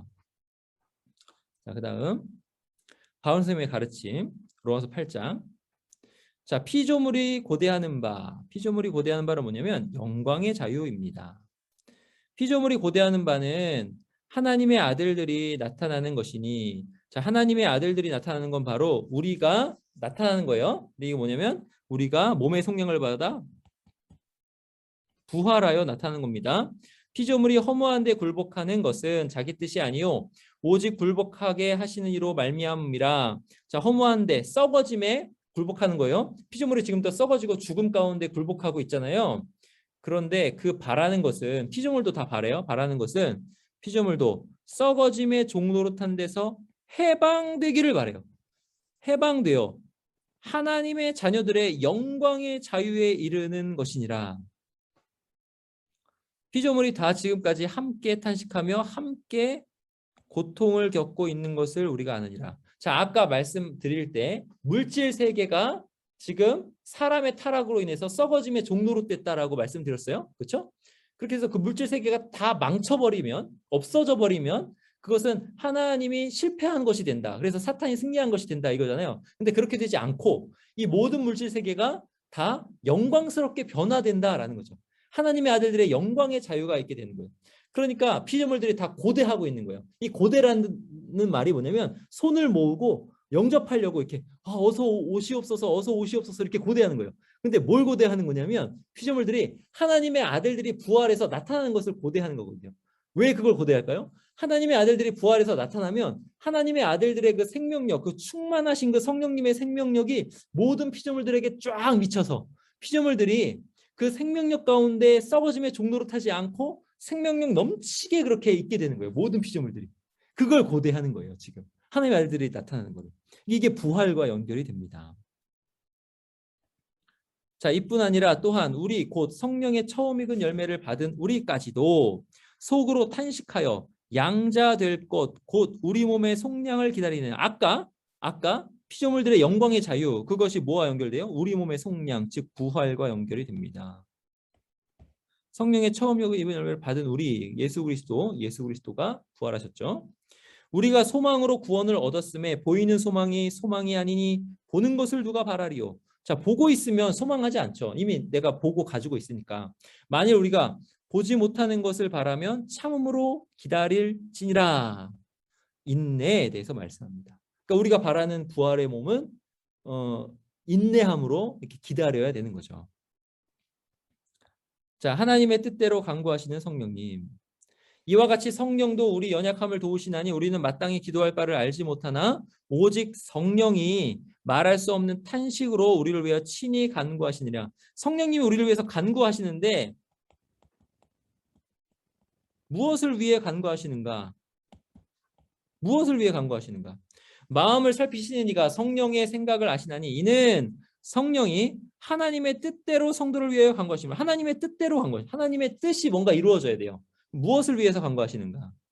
우리가 알거니와 하나님을 사랑하는 자 곧 그의 뜻대로 부르심을 입은 자들에게는 모든 것이 합력하여 선을 이루느니라. 그러니까 뜻대로 뭔가 이루어져야 되는 거예요. 성령님이 이거를 간구하고 있어요. 이게 선을 이루는 거예요. 근데 그 선이 뭐냐? 그 선이 뭐냐? 이거예요. 하나님이 미리 하신 자들을 또한 그의 아들의 형상을 본받게 하기 위하여 미리 정하셨으니 그의 아들의 형상을 본받게 하기 위하여 예수 그리스도처럼 되기 위하여 예수 그리스도의 부활의 몸처럼 예수 그리스도와 하나가 되기 위하여 이렇게 된 거예요. 미리 정하셨어요. 미리 정하신 대로 이 정하셨다는 게 뜻이잖아요. 뜻. 그러면 하나님의 뜻대로 간구하시고 모든 것이 합력하여 선은 뭐예요? 우리가 아들의 형상을 본받는 것. 예수 그리스도의 몸처럼 부활하는 거예요. 이는 그로 많은 형제 중에 맏아들이 되게 하려 하심이라. 뒤에 형제들이 있죠. 그게 어떻게 돼요? 또 미리 정하신 그들을 부르시고 우리를 부르셔서 예수 믿게 하셨어요. 부르신 그들을 또한 의롭다 하시고 예수님 믿게 하셔서 의롭게 하셨어요. 의롭다 하시는 그들을 또한 영화롭게 하셨느니라. 부활의 몸이 우리에게 이미 있고 우리는 부활로 갈 거고 우리는 부활될 거다 하셨느니라. 이미 이루어진 거다. 그러면 이 하나님의 뜻을 이루기 위해서 성령이 말할 수 없는 탄식으로 우리를 위해서 간구하고 있는 거죠. 그러니까 우리가 소망하고 간구하고 바랄 것은 무엇이냐? 부활의 몸을 입는 겁니다. 예수 그리스도의 십자가와 부활을 믿음으로 예수 그리스도와 연합됨으로 부활의 몸을 예수 그리스도 안에서 입는 거예요. 이게 하나님의 뜻이에요. 자, 그러면 사도 요한은 뭐라고 가르치는가? 자, 이 시대는요. 사탄이 1000년 동안 결박이 되어 있는 시대예요. 자, 요한계시록 20장인데 또 내가 보매 천사가 무저갱의 열쇠와 큰 쇠사슬을 그의 손에 가지고 하늘로부터 내려와서 용을 잡으니 곧 옛 뱀이요 마귀요 사탄이라. 용, 옛뱀, 마귀, 사탄 다 같은 거예요. 잡아서 1000년 동안 결박하여 지금 상태인 거죠. 마귀가 막 왕성하게 활동하지 못해요. 예수 그리스도께서 결박하시고 꽉 붙들어 매신 그 결박 가운데 사탄이 있는 거예요. 그래가지고 교회가 교회가 하나님 나라의 사명을 능력 있게 감당하면서 기도하면서 이렇게 나아가면은 그거를 사탄이 막을 수가 없어요. 지금 상황은 그래요. 사탄을 무저갱에 던져놓고 잠그고 그 위에 임봉하여 천년이 차도록 다시는 만국을 미혹하지 못하게 하였는데, 자, 이 미혹은 어떤 미혹이냐면 아담과 하와를 미혹하였던 그런 미혹. 예수 그리스도를 미혹하여서 예수 그리스도를 시험하면서 이렇게 3번 시험했잖아요. 하였던 그런 미혹이에요. 사탄의 미혹이 굉장히 강력한데 그거를 지금 하나님이 못하게 하시는 거예요. 그러니까 복음 사역이 능력 있게 이렇게 진행되도록 하시는 거예요. 왜요? 교회가 이렇게 충만한 수가 차이까지 하나님께서 역사를 이끌어 가시는 거예요. 지금 이게 그런 시대예요. 그런데 그 후에는 이게 종말이에요. 종말의 종말. 그러니까 지금이 종말 시대인데 이건 뭐냐면 예수님이 재림하시기 바로 직전 그 후에는 반드시 잠깐 노일이라, 이 사탄이 잠깐 놓이는 일이 일어나요. 자, 그 다음에 또 내가 보좌들을 보니 거기에 앉은 자들이 있어 심판하는 권세를 받았더라. 심판하는 권세를 받은 앉은 자들이 있어요.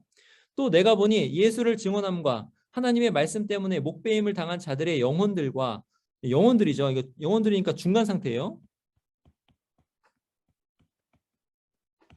또 짐승과 그의 우상에게 경배하지 아니하고 그들의 이마와 손에 그의 표를 받지 아니한 자들. 이 말은 뭐냐면 뭐 666 이런 게 아니라 이 말은 뭐냐면 타협하지 않은 자들 이런 뜻이에요. 타협하지 않은 자들. 이것까지 설명하면 좀 너무 길어져 가지고 이렇게만 넘어갈게요. 타협하지 않은 자들이에요. 그러니까 예수님을 끝까지 믿은 자들이에요. 살아서 그리스도와 더불어 1000년 동안 왕노릇하니, 자, 어떤 상태에서? 중간 상태에서 1000년 동안 왕노릇하니. 근데 이들을 가리켜서 뭐라 어떻게 가리키냐면 그 나머지 죽은 자들은 그 1000년까지 살지 못하리라 하고, 지금 이 왕노릇하는 자들을 가리켜서 첫째 부활이라 그래요. 자, 첫째 부활은 뭐냐면 예수 그리스도를 믿고 지금 죽은 자이지만 중간 상태에서 산 자죠. 근데 이들은 첫째 부활이다 이렇게 해서 이걸 가리켜서 뭐라 그러냐면 요거는 거듭남이다. 이렇게 말해요. 거듭남. 그러니까 거듭난 자들은 예수 그리스도와 함께 살아서 지금 왕노릇하고 있어요. 죽은 자들도. 자, 그러면 이 첫째 부활 거듭남이에요. 첫째 부활에 참여하는 자들은 복이 있다. 거룩하도다. 둘째 사망이 그들을 다스리는 권세가 없다. 둘째 사망이 그들을 다스리는 권세가 없다. 도리어 그들이 하나님과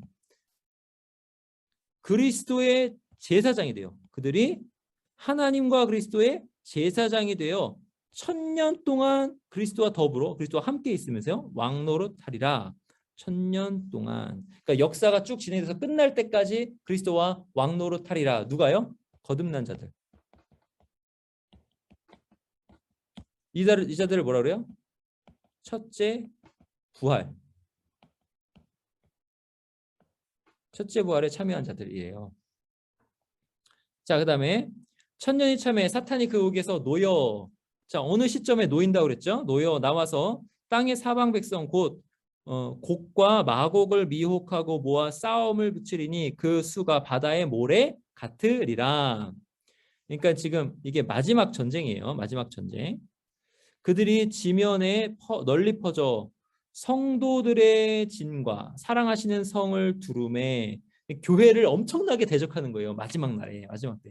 근데 그 절정, 그들이 막 와가지고 교회가 이렇게 함락되기 직전에 하늘에서 불이 내려와서 그들을 태워버립니다. 이 마지막에 그렇게 되고, 또 그들을 미혹하는 마귀가 불과 유황못에 던져지리니 거기는 그 짐승과 거짓 선지자, 그러니까 이게 사탄의 하수인이에요. 있어 세세토록 밤낮 괴로움을 받으리라. 그러니까 이들의 전쟁에서 이들이 막 포위해가지고 교회가 엄청나게 곤란을 당하고 있는 그 시점에 하늘에서 불이 내려서 그들을 다 태워버리고 그들을 심판한다 이렇게 돼요. 그러니까 이게 어떤 뜻이에요? 궁극적으로 승리한다. 우리가 이 땅에 사는 것이 고통이지만 승리한다 이런 뜻이에요. 자, 그 다음에 뭐예요? 내가 또 크고 흰 보좌와 그 위에 앉으신 이를 보니 땅과 하늘이 그 앞에서 피하여 간데 없더라. 또 내가 보니 죽은 자들이 큰 자나 작은 자나 그 보좌 앞에 서 있는데, 죽은 자들 이제 최후의 심판이에요. 최후의 심판 뒤에 더 자세히 설명할 거예요. 서 있는데 책들이 펴 있고 또 다른 책들이 펴졌으니 곧 생명책이라. 죽은 자들이 자기 행위를 따라 책들에 기록된 대로 심판을 받으리니. 근데 여러분, 근데 여기서 생명책에 기록된 자는 어떻게 될까요? 생명책에 기록된 자는 살죠. 바다가 그 가운데 죽은 자들을 내주고 또 사망과 음부도 그 가운데에서 죽은 자들을 내주매 각 사람이 자기 행위대로 심판을 받고. 최후의 심판 때 말씀드릴게요. 행위대로, 몸으로 있을 때 행한 대로, 이런 뜻이에요. 그러니까 몸으로 있을 때 행한 대로를 조심히 하셔야 돼요. 하여튼 최후 심판 때 자세히 말씀드릴게요. 사망과 음부도 불못에 던져지니 이것은 둘째 사망 곧 불못이라. 네, 보세요. 행위대로 심판받는데 여기서 중요해요. 누구든지 생명책에 기록되지 못한 자는 불못에 던져지리. 그러면 생명책에 기록된 자,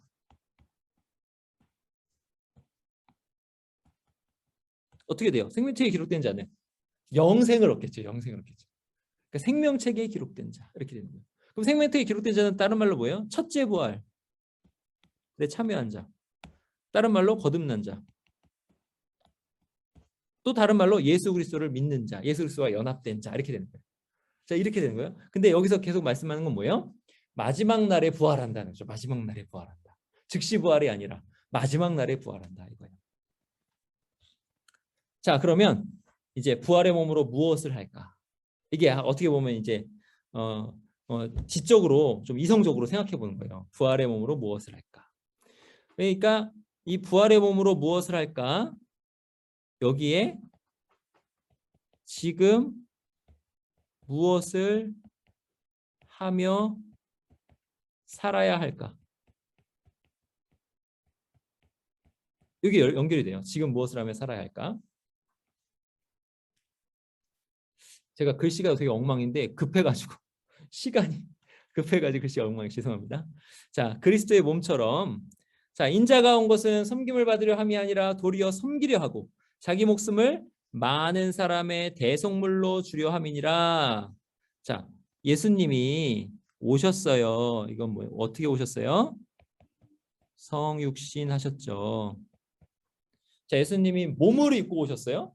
몸을 입고 오신 이유는 몸을 입고 왔으니 이제 내 몸이 편하게, 자, 이제 너네가 다 해봐라.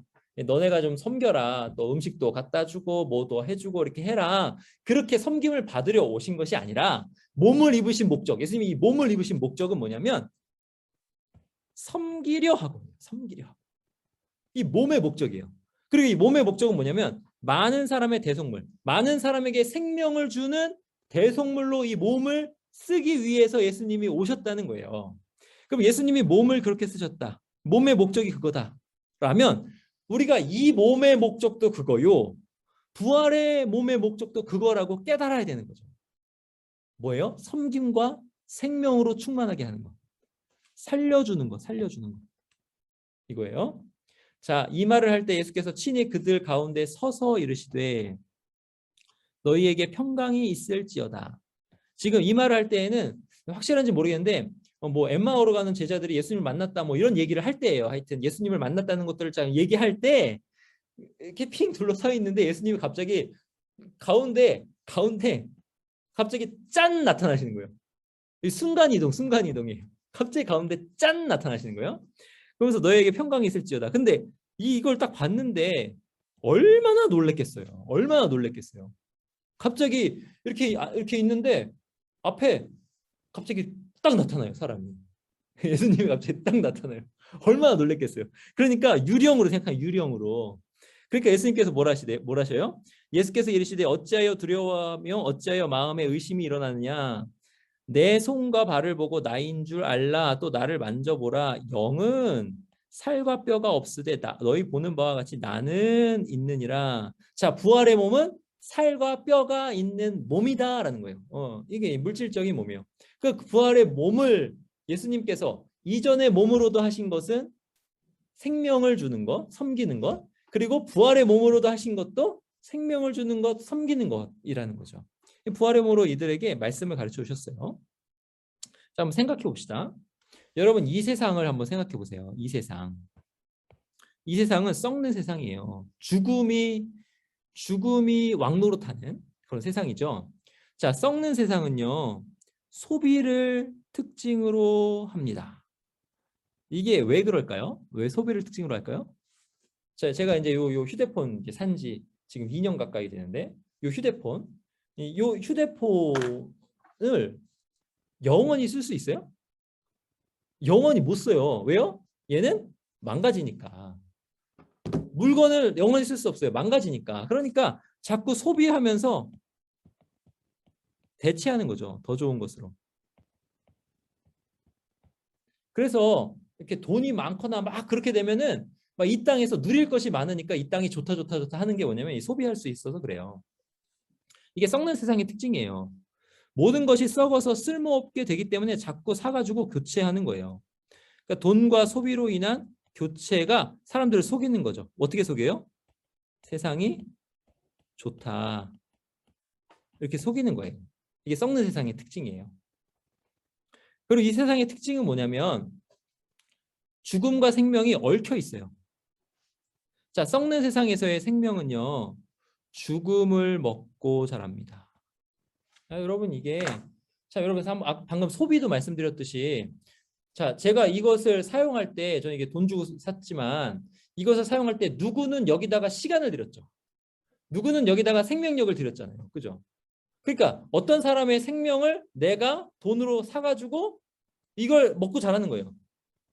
마찬가지예요. 어린아이도 보세요. 어린아이. 부모의 생명을 먹고 자라는 거죠. 부모가 배 아파가지고 낳잖아요. 그럼 여러분 여자들이 배 아파서 아이를 낳으면요. 여자들의 몸이 회복되려면 적어도 1년이에요. 2년 동안 이게 회복이 안 되거든요. 왜냐하면 자기 생명을 그 생명이 나눠줬거든요. 이게 썩는 세상의 특징이에요. 어린아이가 생명력 넘치게 자라는 데에는 반드시 다른 이의 생명이 희생되어야 돼요. 아빠는 밖에 나가서 죽도록 일해서 돈을 벌어와야 되고 그 돈을 가지고 아이들에게 필요한 돌봄을 줘야 되고 이게 이 세상, 썩는 세상의 특징이에요. 이 썩는 세상의 특징은 뭐예요? 누구는 죽어야 되고 누구는 희생해야 되고 그 희생이 생명에 봉사하는 거예요. 이게 썩는 세상의 특징이에요. 그래서 우리가 이 땅에 살면서 누구를 자꾸 섬기는 거예요. 그래야지 그가 생명력으로 살아갈 수 있으니까 그래요. 그런데 썩지 않는 세상에서는 썩지 않는 세상의 생명이 어떻게 보여요? 그러니까 무료해 보이는 거죠. 왜요? 이게 스펙타클하지 않는 거예요. 그러니까 내가 자꾸 죽음과 뭔가 대항하면서 생명력이 넘치거든요. 이 생명력이라는 것은. 그러니까 죽음이 생명이랑 얽혀져 가지고 죽음이 있기 때문에 생명이 막 이렇게 돋보이는 그런 상태예요. 그러니까 그렇기 때문에 그랬는데 썩지 않는 세상에서는 죽음이라는 게 없어지잖아요. 그러니까 이 얽힘이 없기 때문에 생명이 무료해 보인다는 거죠. 그래서 천국 가면은 이게 참 심심해서 어떻게 이런 생각을 하는 이유가 거기에 있어요. 근데 썩지 않는 세상이 무료하지 않은 이유. 우리가 죽어도 이것이 무료하지 않은 이유는 뭐냐면 썩지 않는 세상도 항상 흥미진진할 수 있어요. 왜 그러냐? 이게 중요해요. 하나님께서 무한하시기 때문이죠. 그러니까 사람이 이 생명력이 이렇게 막 계속 뭔가를 이렇게 봉사하는 생명력이거든요. 그러니까 섬기는 생명력이거든요. 근데 뭔가를 섬기고 봉사하고 하는 것이 무한한 거예요. 그러니까 유한한 인간으로서 인간에게는 항상 미지의 세계가 있는 거예요. 미지의 세계. 항상 미지의 세계가 있어요. 왜요? 하나님 무한하시니까. 그리고 하나님 무한하시니까 여전히 미개척 분야가 있는 거예요. 그러니까 썩지 않는 세상에서 부활 생명, 예수님의 생명을 입은 사람은 이 미지의 세계, 이 미개척 분야에 대해서 영원히 살려주는 영이 되는 거죠. 그러니까 미지의 세계의 미개척 분야가 이 사람의 생명으로 인해서 하나님의 생명으로 충만한 거예요. 그러니까 하나님의 영광이 쫙 선포되면서 쫙 확장되어 가는데 이게 무한히 쫙 확장되어 가고 우리가 거기에서 우리의 생명력이 그것을 쫙 섬기면서 나아가는 거예요. 그러니까 우리가 부활해서 할 일이 많은 거예요. 재밌는 거예요, 되게. 자, 썩는 세상에서 그러면은 이게 지금 무엇을 하며 살아야 하는가도 연결돼 있잖아요. 지금 무엇을 하며 살아야 하는가. 자, 그러면 썩는 세상에서 지금 우리는 썩는 세상에 살고 있잖아요. 이 썩는 세상에서 우리가 뭘 하냐면 믿음으로 살려주는 영으로 살아야 되는 거예요. 믿는 자는 부활의 몸으로 행할 일을 현재로 가져와서 행하는 사람입니다. 여러분이 지금 여러분의 이 생명력이 지금 유한하잖아요. 그러면 내 생명을 누구한테 주잖아요. 그러면 나는 생명력이 줄어들게 되어 있어요. 과로하면서도 죽을 수 있잖아요. 그러니까 나는 생명이 줄어들 수 있는데 그걸 하는 거예요. 우리가 이 세상에서 뭘로 어떻게 해요? 믿음으로 그걸 하는 거예요. 왜? 그거를 우리가 부활해서 할 거기 때문에. 그러니까 성경에 뭐라 그러냐면 너희가 작은 일에 충성하였음에 큰 것으로 맡기리니 하면서 열문화를 맡은 자는 열고울 권세를 다스려요. 여러분, 열고울 권세. 그러니까 내가 지금 여기서 맡은 것이 나중에 어떤 내가 생명력을 펼칠 영역이 되는 거예요. 영역. 근데 그것을 현재를 가져와서 믿음으로 하는 사람에게 그렇게 주어지는 거예요. 자기 안에 있는 예수님의 생명, 거저받은 그 생명을 나누어 주어 다른 사람을 살려주는 역할을 지금 우리가 여기에서 해야 되는 거죠. 이런 사람에게는 그 어떠한 것도 손해가 아닙니다. 왜 그래요? 내게 있는 것, 내가 거저받은 것이니까. 예수님의 생명. 그래서 거저 주는 거예요. 그러면 주면 줄수록 그것이 그 하나님의 그 기록에 다 되는 거예요. 그 상급으로 기록돼요. 이런 사람 옆에 있는 사람은 생명력이 넘치게 된다. 그러니까 내 옆에 있는 사람이 생명력이 넘치는가? 아니면 그 사람들이 나 때문에 죽어가는가? 내가 그 사람의 생명을 빨아먹고 살고 있는가? 이런 것들을 생각하셔야 되는 거예요. 그러니까 나 때문에 그 사람들이 생명력이 넘치는 거예요. 근데 이거는 여러분 이게 잘 생각하셔야 되는데 뭐냐면 우리가 죽음에 당면하면 다른 사람의 섬김을 받을 수밖에 없어요. 그러니까 그러한 섬김을 받는다는 건 뭐냐면 그 사람이 또 하나님으로부터 상급을 받게 하는 거예요. 그러니까 이 세상은 그렇게 될 수밖에 없어요. 그러니까 우리가 힘이 있으면 힘이 있는 사람은 그렇게 해야 되는 거예요. 근데 힘이 없으면 그것을 받는 것도 좋은 거예요. 근데 하여튼 이렇게 생명력을 우리 주변에 있는 사람에게 힘이 있는 한 넘치게 하는 것이 이 땅을 살면서 우리가 부활 생명으로 살아가는 거예요. 믿음으로. 이렇게 생명은 생명을 풍성하게 합니다. 생명은 생명을 풍성하게 해요.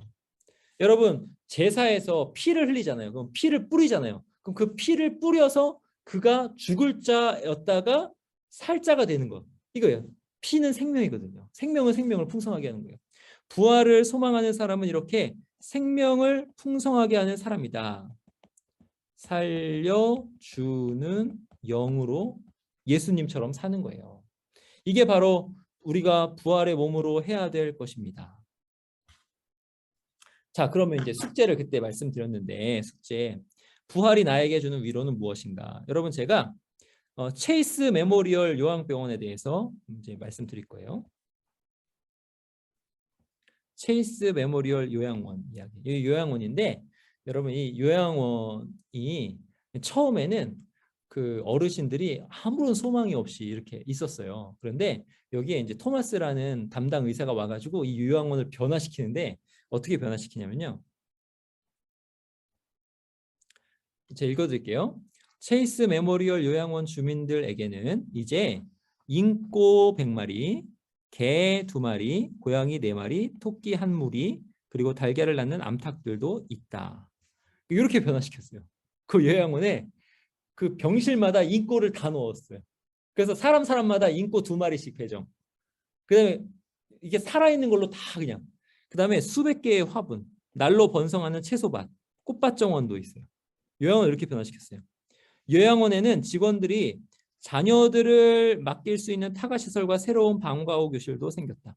요양원에 아이들이 같이 있게 했어요. 그러니까 죽을 날만 기다리던 그 노인분들이 계시던 요양원이 생명으로 가득 차게 해버렸어요. 생명으로. 자, 학자들은 2년에 걸쳐 이 프로그램의 효과에 대해서 조사했다. 체이스 요양원의 주민들은 비교 집단 주민들에 비해 복용하는 처방약이 절반 정도밖에 되지 않는다. 여러분 이 육체의 생명력이 어떻게 되는가? 생명력은 전해주고 전해받는 거예요. 이게 부활 생명에 우리가 위로받는 거예요. 그럼 우리가 부활 생명으로 우리가 할 일은 뭐냐면 내 생명을 다른 사람에게 전해주는 거예요. 그거예요. 자, 할돌이라는 이게 약이 있는데 할돌 같이 불안 증세에 먹는 향정신성 제제의 처방이 특히 줄어들었어요. 약구 구입에 들어간 비용이 비교 집단에 비해서 38% 절반 이하로 나아졌어요. 사망률도 15% 감소했어요. 그 생명력이 주는 역사라는 거죠. 체이스 메모리얼 요양원이 이렇게 돼요. 좀 깨졌는데 이렇게 강아지가 요양원에 있고요. 할아버지들이 이 강아지를 보면서 굉장히 좋아하고 아이들 직원들 아이잖아요. 아이들이 여기서 막 있는 거예요. 그럼 아이들이 이렇게 할머니들과 같이 이렇게 있으면서 생명력이 넘쳐요. 인꼬. 인꼬가 방목마다 있어요. 그리고 채소밭을 가꾸는 거. 채소밭 가꾸고 강아지가 이렇게 있어서 함께 이렇게 있고 의미가 있는 거예요. 지금 고양이를 딱 안고 있는 할머니 이렇게 있죠. 그러니까 사람은요 어떤 대상에게 애정을 쏟고 어떤 대상을 섬기면서 그것에 생명의 의미가 지어지는 거예요. 그럼 그 생명의 의미 지어지는 게 우리가 부활 생명을 받고서도 그렇게 되는 거예요. 이 체이스 메모리얼 요양원 이야기에서 정말 이렇게 좋은 부분이 있는데 그 부분은 시간이 너무 없어가지고 제가 나중에 읽어드릴게요. 이 책도 다시 빌려야 되겠네. 이 L이라고 이름 붙인 사람이 여기 와가지고 죽으려고 하다가 이런 프로그램으로 완전히 변화되는 그런 사건이 나옵니다. 자, 숙제입니다. 지금 하고 있는 일이 생명을 풍성하게 하는 일인가 생각해 보시고 그 다음에 부활에서 할 일과 연결시켜서 한번 생각해 보시기 바랍니다. 네, 여기까지 하고요. 제가 기도하고 이제 잠깐 나눔하겠습니다. 하나님 아버지 감사합니다. 부활에 대해서 생각해 보았는데 짧은 시간 참 여러 가지 말씀을 생각하였습니다. 이것을 참 이게 짧은 시간에 이루어졌기 때문에 우리가 생각할 것이 많이 있습니다. 강의 들으시는 분들이 하나하나 좀 따로따로 다시 찬찬히 보면서 많이 생각하고 또 많이 깨달을 수 있도록 도와주옵소서.